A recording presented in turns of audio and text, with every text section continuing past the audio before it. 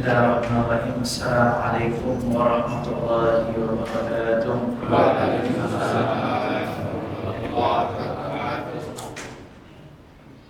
Alhamdulillah. Alhamdulillah nahmaduhu wa nasta'inuhu wa nastaghfiruh wa na'udzu billahi min shururi anfusina wa min sayyiati a'malina. May yahdihillahu fala mudilla lahu wa may yudlil fala hadiya lahu. Asyhadu an la ilaha illa huwa wa asyhadu anna sayyidina Muhammadan abduhu wa rasuluh. Allahumma shalli wa sallim ala sayyidina Muhammadin bil qur'ani wa ila alihi wa nuril absari wa diyaya wa qutul arwahi wa hidayah wa ala alihi wa sahbihi amma ba'd. نويت التعلم والتعليم والتذكر والتذكير والنفاق والانتفاع والإفادة والاستفادة والحث على التمسك بكتاب الله تعالى وسنة رسوله صلى الله عليه وسلم والدعاء إلى الهدى والدلالة على الخير ابتغاء مرضات الله رب سبحانه وتعالى. Alhamdulillah kita lanjutkan kembali masih di dalam bab sholat. Terakhir kita membahas bahwasanya seorang yang masbuk itu dia mengikuti bacaannya imam. Jadi ketika dia itu masbuk, maka dia mengikuti bacaannya imam. Masbuk yaitu orang yang tidak mendapati bacaan Al-Fatihah bersama imam. Misalkan dia datang di sholat berdiri, imam sudah di surat, maka dia langsung baca Al-Fatihah sampai imam rukuk, maka dia memutus bacaan Fatihahnya sampai manapun dia dapat, kemudian dia ikut rukuk. Setelah rukuk, imam misalkan sudah di rakaat kedua, ketika itu rakaat kedua itu tahiyat yang pertama, maka makmum pun nanti ketika tahiyat, maka dia itu tahiyatnya juga ikut bacaan tahiyatnya imam. Jadi imamnya tahiyat pertama, makmumnya ikut dengan bacaan tahiyatnya imam. Imam tahiyat pertama berarti makmum pun juga ikut tahiyat pertama. Nanti kemudian imam berdiri. Imam berada di tahiyat kedua, sedangkan makmum biasanya belum waktunya tahiyat. Maka makmum bagaimana? Tetap ikut bacaan imam. Imamnya di tahiyat akhir, maka kita juga membaca seperti yang dibaca di tahiyat akhir. Bahkan doanya pun juga dibaca. Nanti kemudian ketika kita itu bangun lagi, kita berada di tahiyat terakhir sendiri, ya kita juga baca sesuai dengan yang disunahkan ketika itu. Jadi bacaannya jangan bingung, ikuti sesuai dengan bacaannya imam. Kemudian di sini masuk ke bab sholatnya orang-orang yang safar atau musafir. Yajuzu lil musafir safaran tawilan mubahan qasrul dhuhri wal asri wal isya raka'atain. Diperbolehkan bagi orang yang musafir dengan safar yang panjang yang itu mubah di qasar zuhur sama asar atau isya, ya. Zuhur, asar, isya itu di qasar 2 rakaat. Di sini dikatakan musafir, ya juzu lil musafir. Nanti di sini ada permasalahan kapan seseorang itu dikatakan musafir, kapan seseorang dikatakan musafirnya habis. Ya, jadi di sini ya juzu lil musafir, diperbolehkan bagi musafir. Maka kita akan bahas siapa itu musafir. Mulainya safar itu ada perbedaan di dalam fikih. Kapan seseorang itu mulai dikategorikan safar? Apakah dia sudah naik mobil atau dia sudah jalan melewati, meninggalkan daripada kampung halamannya atau rumahnya, atau kapan sudah dikatakan musafir? Ulama fikih berpendapat bahwasanya orang sudah dikatakan musafir ketika dia sudah keluar daripada kotanya. Ya, biasanya kalau kota-kota terdahulu itu ada tembok, ya. Tembok di Solo ada tembok besar. Ini pertama kali masuk Solo. Nah, ketika orang itu sudah keluar daripada tembok itu, maka dikategorikan ini dia sudah mulai musafirnya. Sudah dikategorikan apa? Dia itu musafir. Tapi kalau sekarang tidak ada pintunya sekarang. Ya, kita bisa menggunakan batas kota Solo itu. Kita kategorikan batas kota Solo ketika keluar, ya sudah itu masuknya sudah bukan Solo, maka ketika itu dikategorikan ya sudah mulai safarnya. Ya, kemudian selesai safarnya kapan?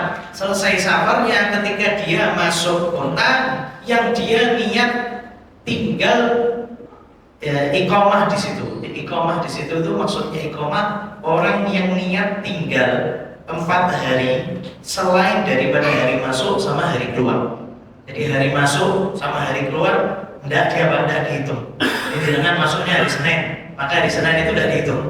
Ya, dihitung hari Selasa, Rabu, Kamis. Ya, Jumat pulang, maka ini masih musafir di hari. Tapi kalau Jumat masih ada, Jumat masih di kota tersebut, berarti sudah apa? Sudah iqamah, sudah mukim. Sabtu baru keluar, berarti dengan 4 hari di kota tersebut, berarti kategorinya itu mukim. Berarti ketika dari pertama kali masuk itu niatnya saya masuk hari Senin, saya tidak keluar kecuali hari Sabtu, saya mau pulangnya hari Sabtu. Sedangkan ketika masuk kota itu, nah itu sudah dikategorikan mukim. Ya, habis masa safarnya. Ya, jadi kalau misalnya ada orang yang punya 2 rumah, jadi tidak bingung. Ada satu di Solo, satu di Jakarta. Ya, saya punya rumah 2, bagaimana? Ya, ketika jenengan itu datang ke Solo, niatnya di Solo itu mau berapa hari? Ya, saya niat di Solo 3 hari, selain hari masuk sama hari keluar, berarti jenengan musafir, meskipun di rumah sendiri. Jadi kalau misalnya balik lagi di Jakarta, itu juga kayak niatnya cuma ya 7 hari. Ya, 7 hari berarti mukim. Ya, ketika dia masuk ke Jakarta di hari pertama, dia sudah tidak bisa apa? Tidak bisa untuk safar lagi. Kecuali orang tidak menentukan. Ya, saya tidak tahu ini mau berapa hari. Ya, saya datang, saya tidak tahu berapa hari. Mungkin habis ini 2 hari, mungkin saya ada kerjaan lagi di luar kota ini. Misalkan dari saya mau musafir ke Jakarta. Tapi nanti 2 hari lagi itu atau 3 hari lagi saya kemungkinan untuk ke Bogor. Habis itu nanti saya balik lagi Jakarta, habis itu saya mau ke Bandung. Nah itu lain lagi itu dihitung musafir sesuai apa? Sesuai niatnya itu berapa hari. Misalkan dilihat, oh saya belum tahu setelah 3 hari, oh saya besok ini juga masih di sini, berarti sudah mungkin. Ya kalau misalkan sudah 3 hari lebih berarti ya Pak. Dan di sini safar yang bagaimana seseorang itu dikatakan boleh untuk qasar. Di sini dikatakan safar tawilan, safar yang panjang, bukan safar yang pendek. Safar yang pendek orang keluar dari Solo ke Karanganyar, Sukoharjo, Klaten, ya, itu masih apa? Masih pendek. Maka yang diperbolehkan ini panjang, ya, yang masafahnya itu jauh. Nah, nanti di sini disebutkan wasafarul tawil marhalatain mu'tadilan, mu'tadilan bisaidil aqtar. Dan safar panjang itu kategorinya safar panjang, yaitu perjalanan 2 hari dengan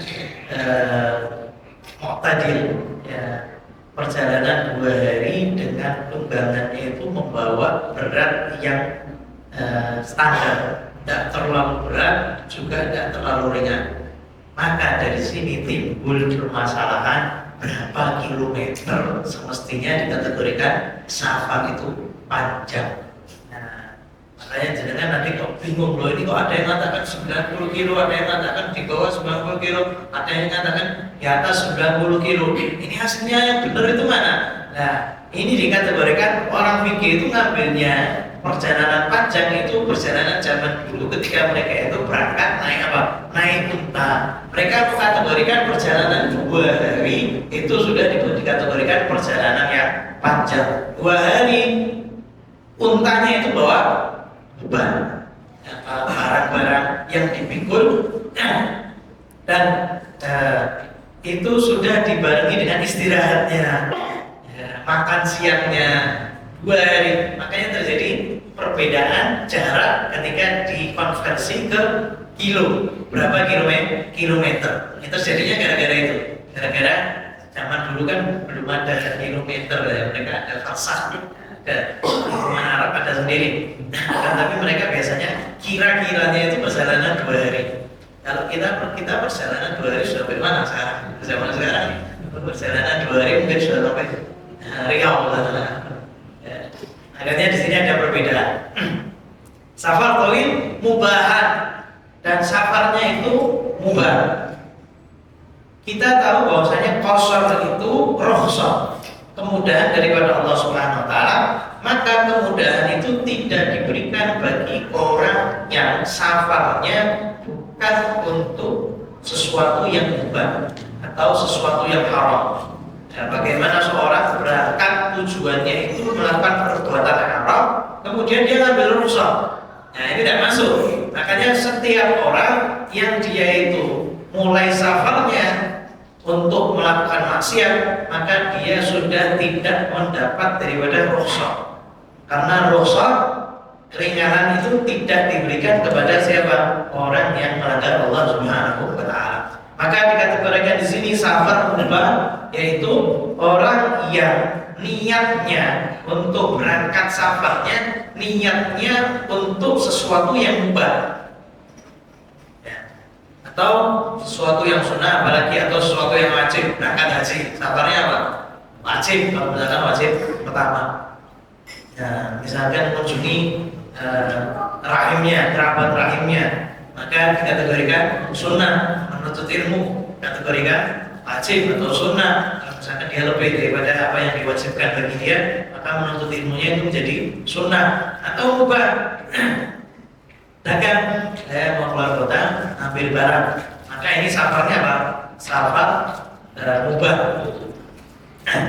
Ada safar, ada asibis safar, asibis safar. Ada juga orang yang pertama kali dia niatnya perjalanannya itu karena sesuatu yang mubah, tapi di tengah-tengah jalan dia bermaksiat.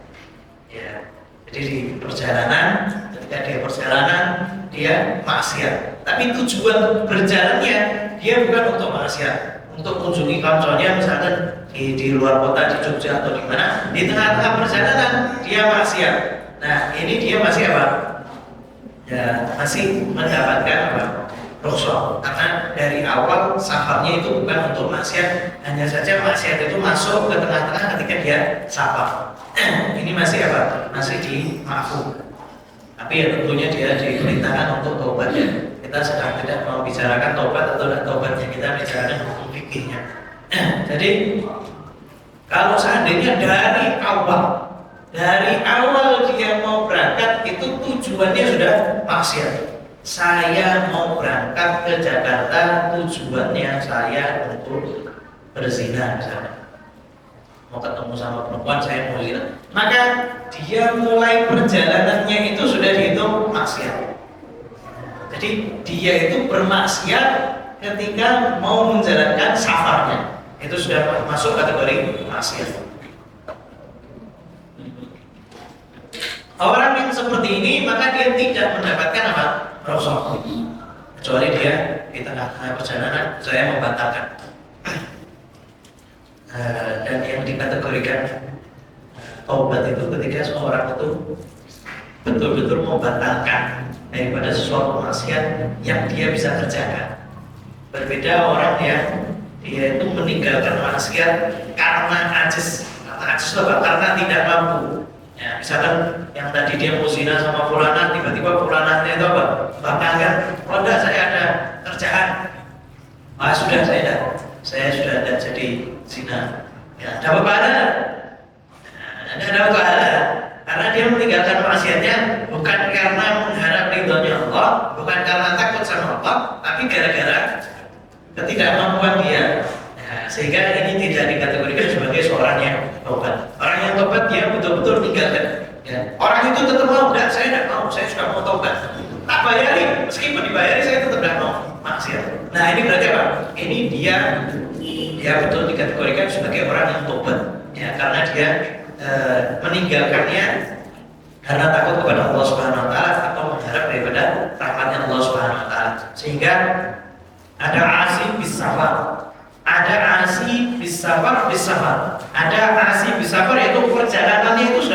tujuannya maksiat.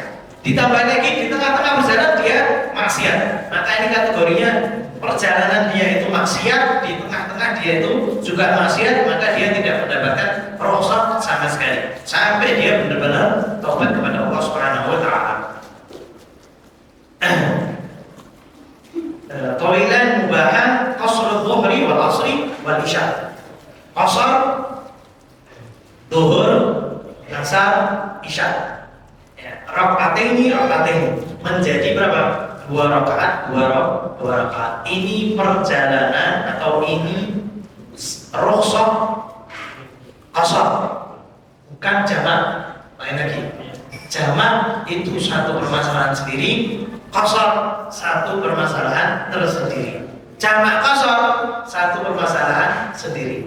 Jadi seorang kalau misalkan zuhur dia mau sholat 2 rakaat toh.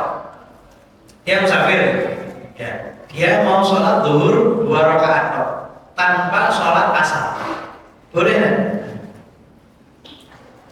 Boleh nggak? Sholat zuhur toh 2 rakaat. Dia musafir ke Jakarta, tujuannya mubah. Dia sholat zuhur 2 rakaat. Boleh nggak? Boleh apa tidak?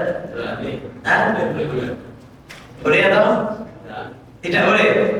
Siapa yang bilang tidak boleh? Coba aja. Yang boleh. Nah, qasar itu menjadikan 4 rakaat menjadi 2 dan tidak harus jamak. Jadi zuhur 2 rakaat boleh, ya, tanpa nanti sholat asar. Tidak. Lain lagi. Jenengan misalkan zuhurnya sholat zuhur pas musafir, ada orang sholat 4 rakaat. Bismillah saya juga 4 rakaat. Allahu Akbar 4 rakaat. Dan ambil rukhsah.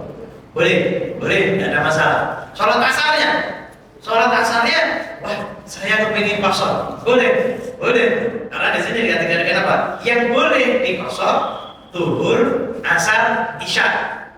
Zuhur, asar, isya itu sholat sendiri. Qasar itu permasalahan sendiri. Jadi jenengan mau sholat zuhurnya 2 rakaat boleh, nanti sholat asarnya 2 rakaat boleh, sholat isyanya 2 rakaat boleh, tidak ada masalah. Ini yang namanya rukhsah qasar. Kalau jamak itu menggabungkan antara zuhur sama asar. Ya. Gabung zuhur sama asar bisa 4. Ini berapa? Ini zuhur yang digabung sama asar dengan jamak 4, jadinya jamak. Kalau jamak qasar itu digabungkan antara zuhur dan asar 2 rakaat. Ini namanya apa? Jamak qasar. Jadi ada permasalahan 3 masalahnya. Qasar 4 rakaat jadi 2 rakaat.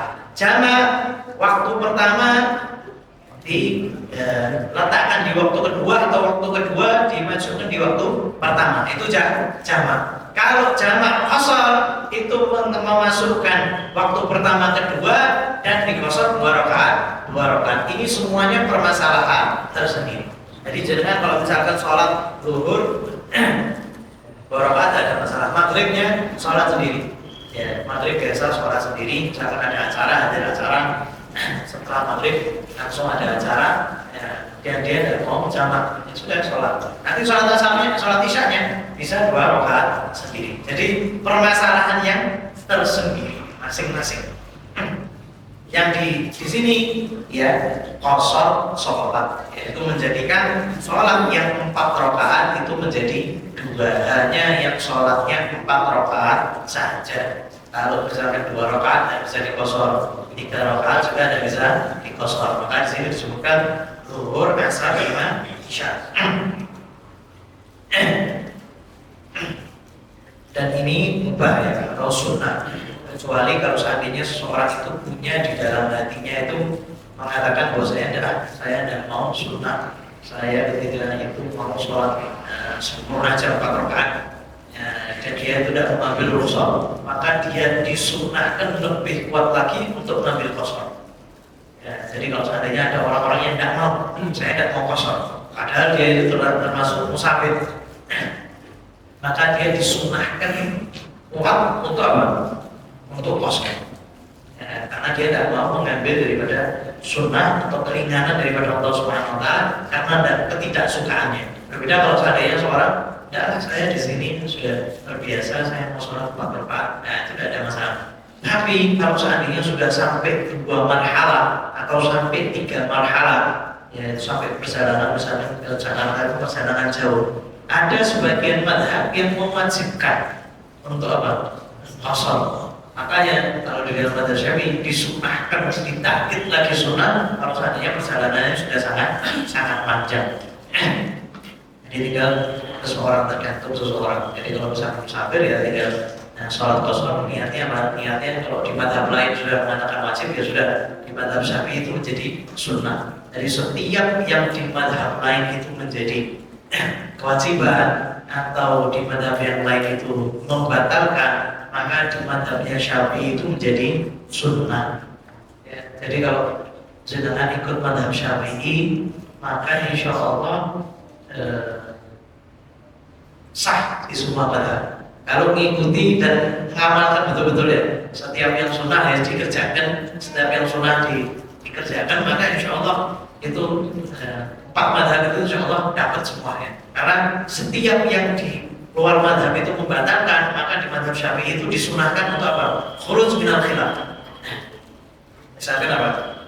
Kemarin kita sudah bahas makan daging unta, makan daging unta. Ya, maka di madhab Syafi'i tidak batal. Ya, tapi di madhab yang lain batal, disuruh wudu. Maka di madhab Syafi'i sunnah kita itu memperbarui wudu kita. Jadi kalau seandainya melakukan setiap daripada sunnahnya madhab Syafi'i, insya Allah ya, sah di setiap daripada madhab. Ada waqadha la fa'idatil hadar awal masyhur wal masyhur anna fa'idah hadar aw safar. Baik itu sholatnya sholat ada atau sholat qadha.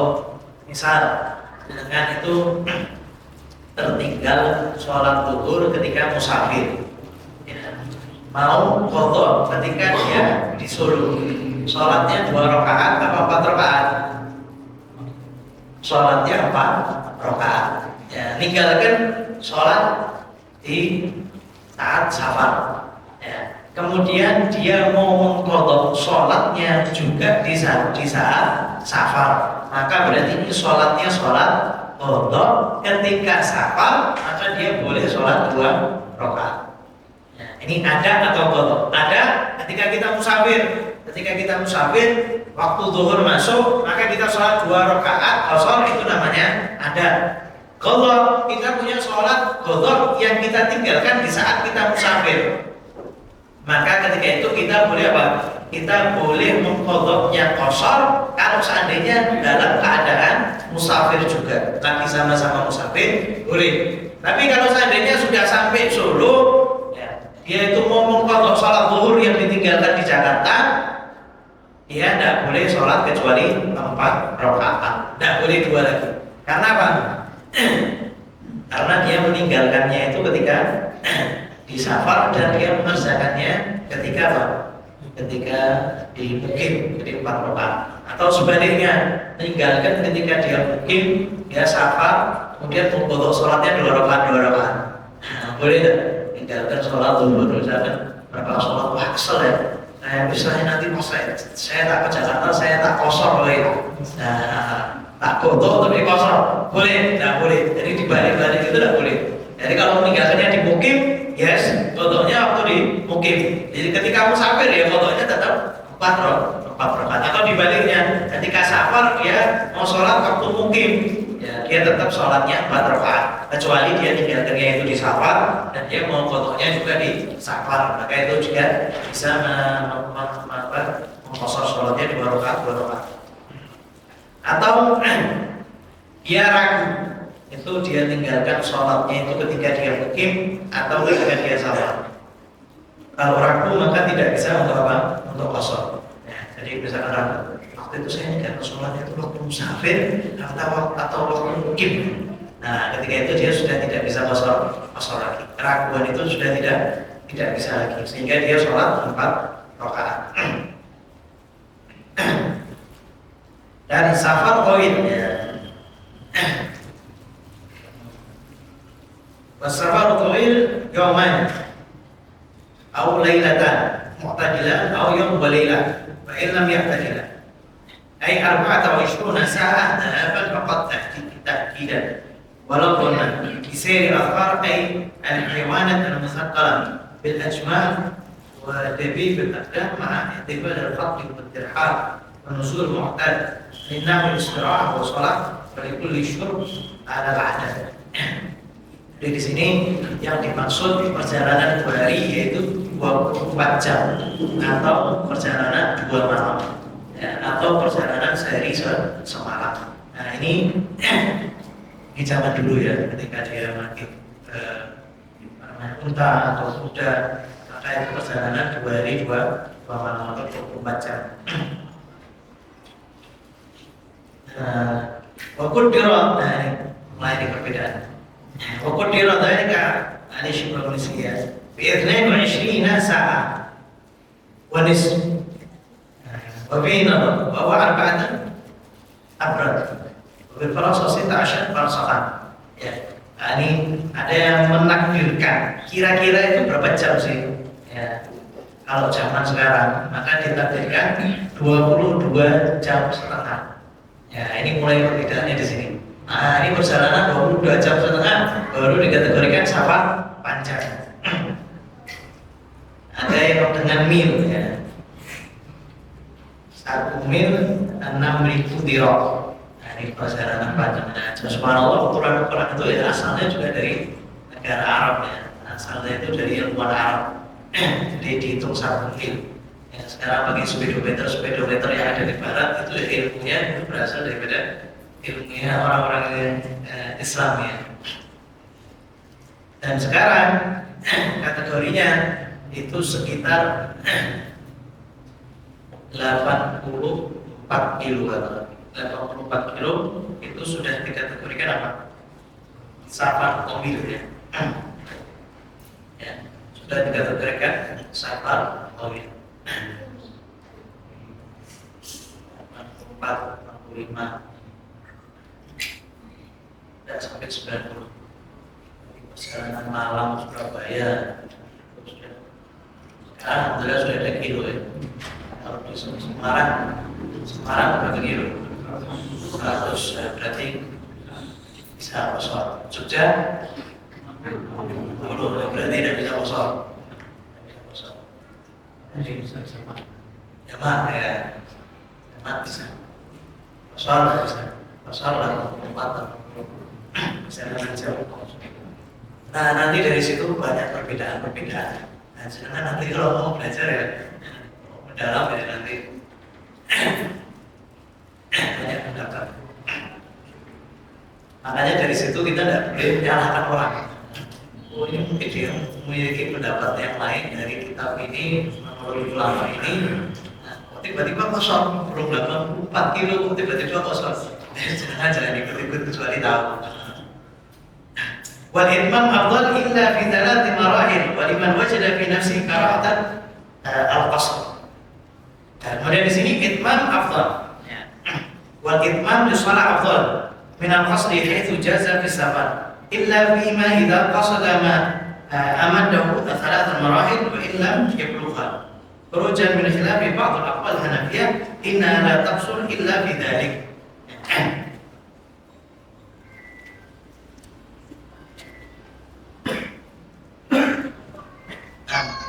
Jadi di sini pendapatnya dan sholat menyempurnakan 4 rakaat itu lebih afdal. Kecuali kalau seandainya sudah sampai 3 marhalah. Ya. Kalau sudah sampai 3 marhalah. Jadi kalau misalkan 2 marhalah, marhalahnya itu 84 kilo, ya tambah setengahnya lagi. Kalau sudah sampai sekitar berapa itu?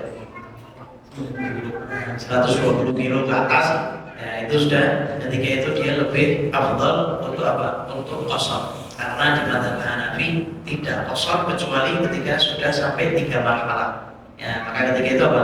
Dia disunahkan untuk qasar. Ya bagus bagi dia untuk qasar. Waliman wajada fi nafsihi karahatal qasar. dan juga bagi siapapun yang di dalam dirinya tidak mau qashar, tidak suka qashar atau benci ya, maka ketika itu dia disunnahkan untuk apa? Qashar. Ya, orangnya masih takut qashar boleh benda ya ragu. Nah, ketika itu mana dia disunnahkan untuk apa? Qashar. La rabbata an sunnah di annahu kufur bal ilihari al-asr ya, bukan karena membenci sunnah, karena membenci sunnah itu bisa ditakutkan orang itu jatuh kepada kekafiran ya, kalau sampai membenci daripada sunnah. Akan tapi apa? Akan tapi ketika dia itu lebih suka untuk mengutamakan yang asalnya, hukum asalnya itu 4 rakaat, maka ketika itu dia disunahkan apa? Qashar. Kalau sudah tidak suka misalkan muti sholatnya itu 4 rakaat terus qashar, saya tidak enak, saya tidak sab, saya harus mana enaknya 4. Nah, ketika kayak gitu tuh disunahkan malah qashar ya, kan ada orang-orang kayak gitu ya. Ini subhanallah ya, memang hukumnya itu sudah mungkin dia pengalaman. Ada orang-orang yang sholat 2 rakaat, mau sholat 4 rakaat, mau sholat 2 rakaat, saya mau sholat itu sama Allah ya saya 4 rakaat, Allah mewajibkan 4 rakaat ya saya 4. Nah, ketika orang-orang kayak gini ini malah disunnahkan di qashar, karena harus sholat qashar ya, disunnahkan. Sampai sini ada yang berita ya.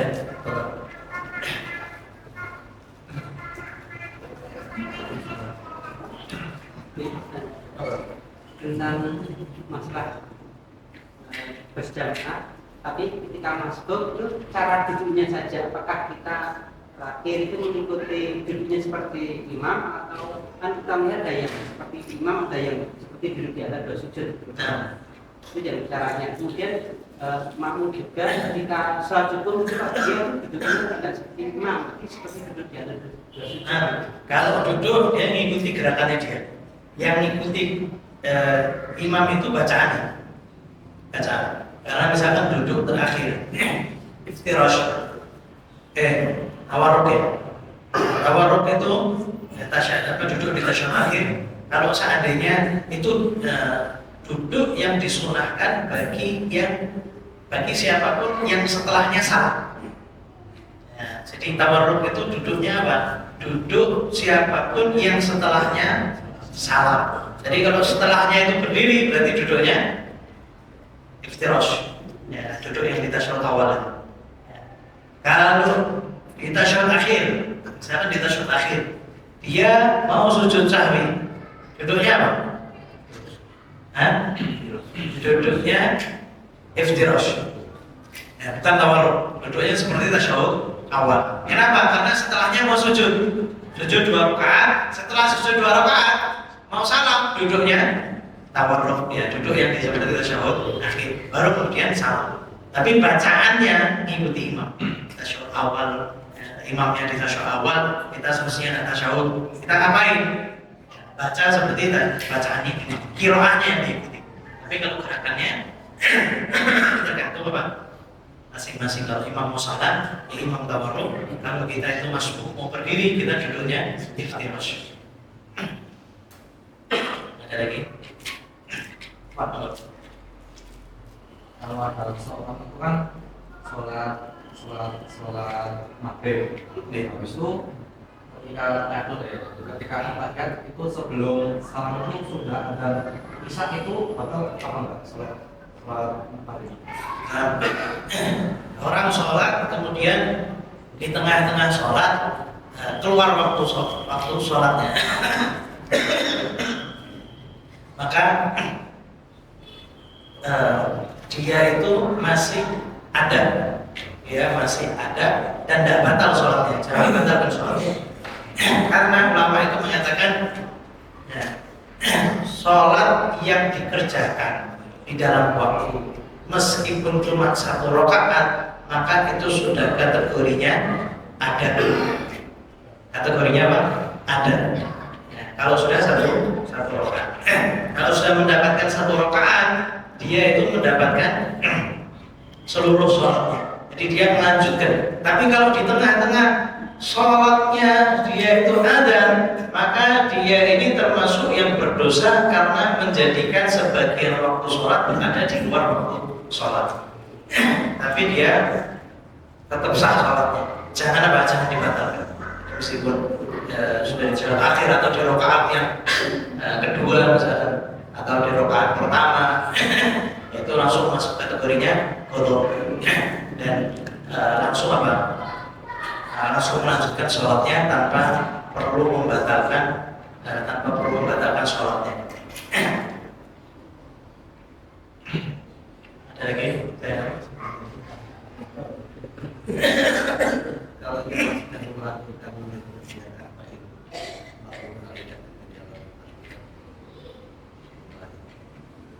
baik benar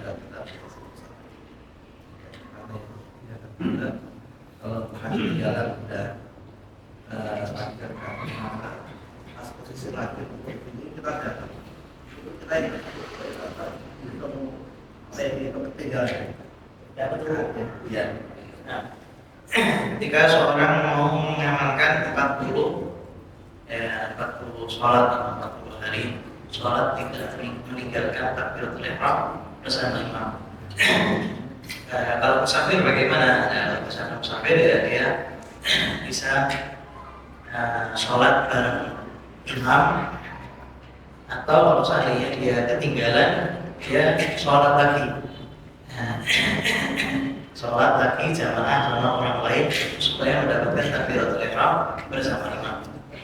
Jadi mereka para salafun saleh dari saking menjaga takbiratul ihram sama imam, kalau seandainya dia tidak mendapat takbiratul ihram sama imam, dia ulangi sholatnya. Untuk jaga, itu diulangi sholatnya untuk mendapatkan takbiratul ihram sama imam. Adapun kalau seandainya seorang masuk masjid, imam sudah berada di ruku. Kalau kita itu langsung sholat takbir Allahu Akbar langsung ruku, dan kita mendapatkan tumakninah bersama imam ketika ruku, maka kita mendapatkan satu rakaat. Tapi kalau tidak sempat tumakninah, imam sudah berdiri, ya sudah, kita tidak mendapatkan satu rakaat dan kita lanjutkan sholat kita. Dan kemudian ada sebagian orang Allahu Akbar waktu ruku, imamnya sudah berdiri sampai Allah, balah situ. Nah, setelah ini berdiri. Mana yang lebih afdal ya? Nunggu di sholat lebih afdal ya. Allahu Akbar. Ketika ruku imam berdiri ya sudah, kita ikut berdiri, tidak ditambah tidak mendapat satu rakaat tapi ditambah satu rakaat. Ada lagi? Musafir ya, sekarang musafir ke Jakarta. Sampai Jakarta statusnya sebagai musafir itu berapa hari? Batasnya 3 hari di luar waktu masuk sama waktu keluar. Jadi hari masuk sama hari keluar dan itu. Jadi kalau dengan masuknya malam hari berarti ini hari apa nih? Malam minggu. Ya, malam minggu masuk Jakarta. Ya, tinggal dihitung lagi malamnya. Malam Senin, malam Selasa, malam Rabu, malam Kamis mau keluar, ini masih musafir. Malam Jumat baru mau keluar, berarti berapa hari? 4 hari. Ya, berarti ini sudah mukim. Kalau masih di bawah 3 hari atau 3 hari, itu berarti musafir. Jadi kalau dihitung 5 hari. Kalau dihitung selain hari masuk sama hari keluar. Nah, biasanya musafir itu kan seperti itu. Ya, musafir itu ya paling 3 hari, 4 hari, baru habis itu pulang. Ya, sedangkan seminggu, 2 minggu namanya bukan musafir, mukim gitu namanya. Kan banyak PCKA itu. Hah? Di pulang Jumat, hari Ahad. Pulang Jumat, hari Ahad. Nah, Jumat pulang nih. 5 hari itu. Pulang Jumat, Ahad berikutnya. Enggak. Berarti Jumat dari keluar, Sabtu, Minggu balik lagi atau Senin? Cuma dari sana saya ini. Gimana? Ambil dan berangkat apa? Berangkatnya dari Solo apa? Ahad. Berangkatnya Ahad. Ahad. Ya. Jadi dari sana cuma sini. Oh, mau pulangnya biar musafir itu ya? Ahad dan itu Senin, Selasa, Rabu, Kamis sudah harus pulang. Ya, kalau Kamis sudah pulang, Jumat baru pulang, berarti mukim. Ya, berarti mukim. Mungkin sehari berarti ya. Enggak, itu sudah mungkinnya semuanya, bukan sehari. Ya. Kalau sudah ketahuan mau mukim itu sampai dari Jumat bangun pulang, berarti dari awal dari Minggu itu sudah dikategorikan selesai musafirnya. Nah ini pertanyaan. Nah kalau misalnya sudah 3 hari, berarti kosongnya cuma hari keempat. Dan ya, dari awal sudah tidak boleh kosong karena jenengan musafirnya sudah habis. Waktu musafirnya sudah habis dengan apa? Dengan masuk ke tempat yang jenengan siap untuk tinggal di situ lebih daripada 3 hari atau 4 hari. Sahihah. Kalau di CBK itu sahihah. Sahihah itu apa? 4 hari, 4 malam full gitu. Jadi 24 jam. Kalau masih 3 hari musafir. Masih itu ada sebulan di Lombok itu di zaman konser Al-Masjid dulu sama asal. Sebulan kosong. Iya itu. Oh ini malam. Ada kosong. Iya. Kemarin ada di Lombok itu sebulan Oh relawan. Ada tempat di Lombok dia berangkat ke sana. Di kosong terus sudah. Iya gimana? Ya, itu bukan musafir ya. Ya. Bukan musafir. Nanti ada permasalahan boleh itu masih dikategorikan safar itu ya, ketika ada misalkan ini cuma pemisahan kita menunggu keluar visa ya, kita berangkat ke Jakarta. Di Jakarta ngapain? Saya nunggu keluar visa ya, nunggu keluar visa ya, visa itu kapan bisa keluar?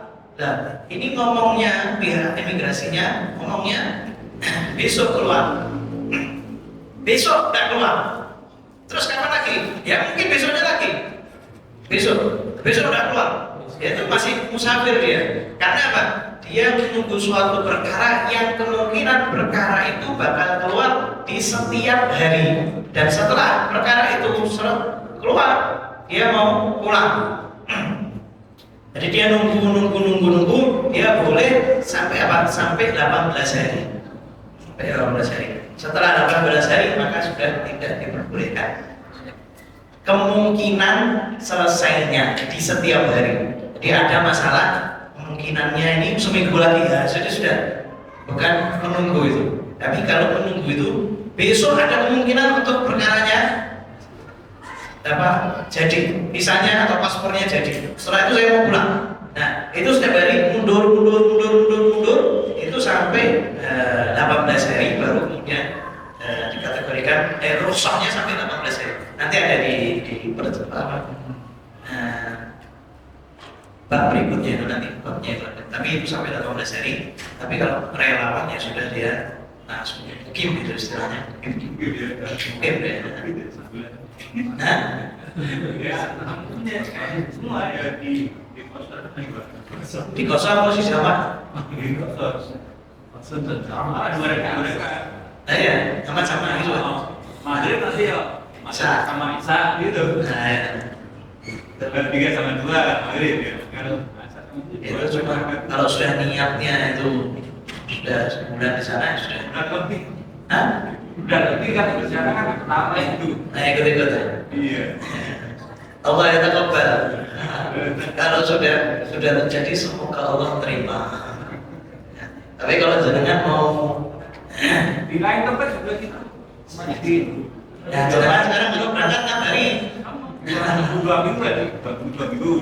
Jadi kan itu. Nah, itu yaitu kalau ada kemungkinan permasalahannya selesai di setiap harinya itu baru diperbolehkan. Tapi kalau jenengan sudah tahu ini gempa sering jadi relawan kan tahu ini selesai kira-kira 2 minggu kita bakal di sini itu baru selesai permasalahannya ini. Baru orang-orang bakal kena semuanya. Nah itu sudah langsung mungkin udah ada bisa untuk kosong. Kalau jenengan mau dipotong bagus.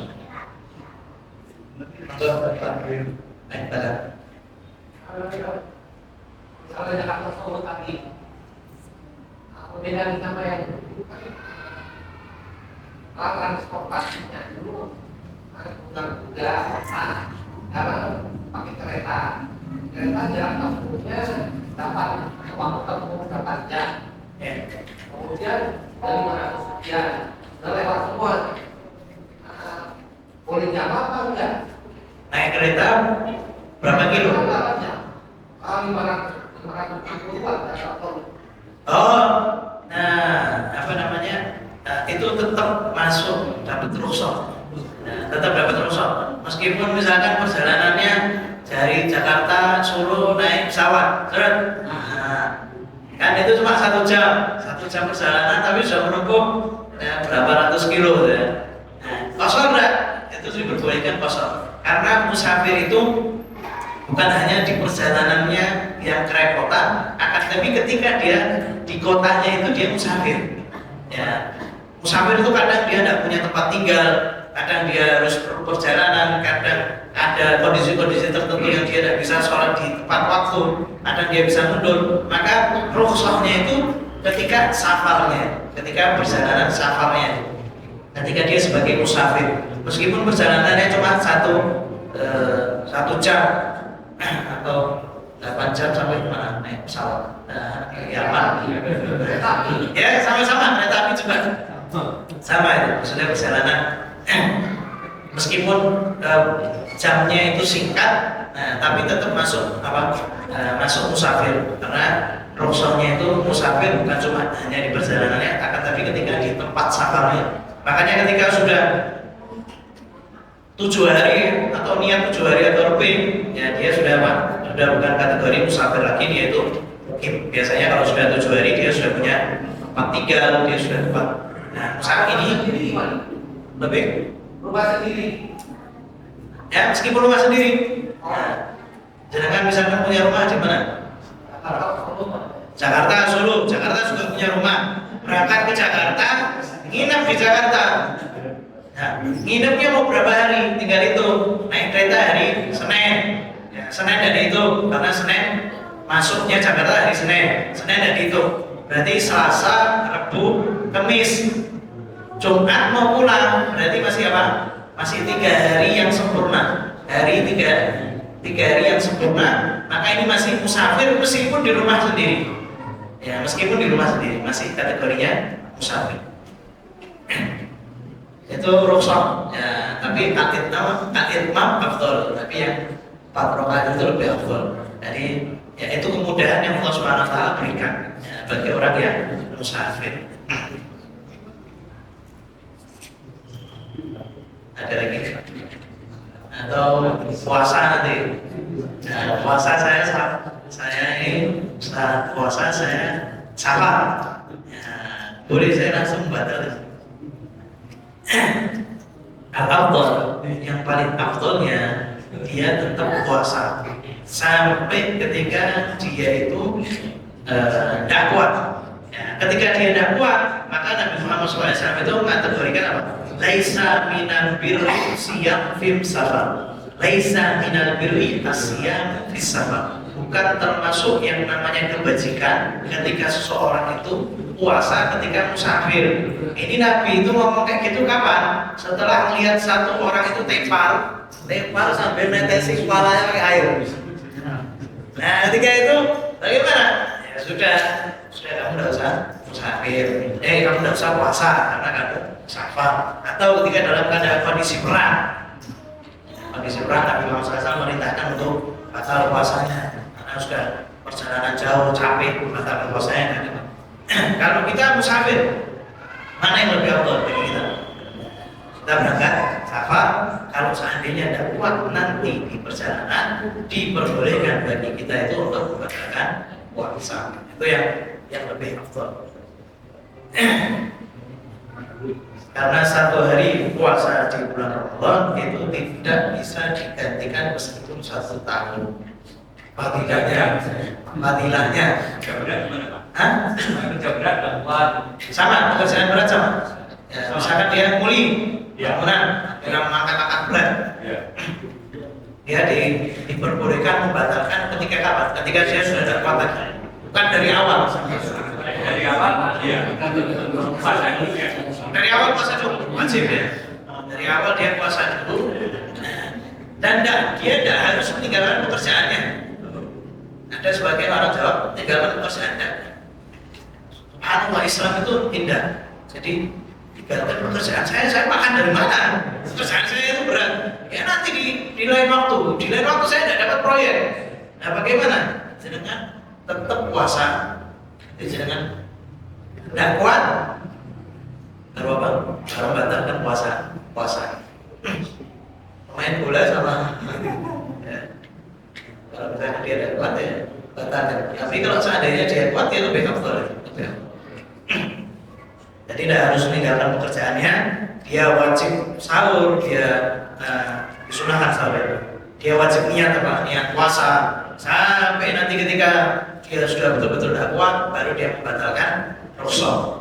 Nanti dikotor di lain waktu.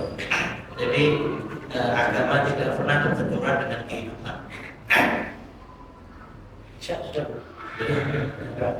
Cukup ya? Insyaallah di sabtu berikutnya Fatihah kita dulu semua. Dan sudah.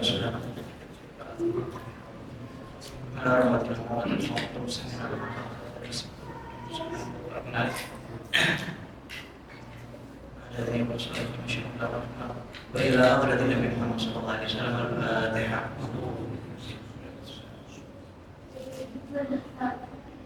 Iya, dari proses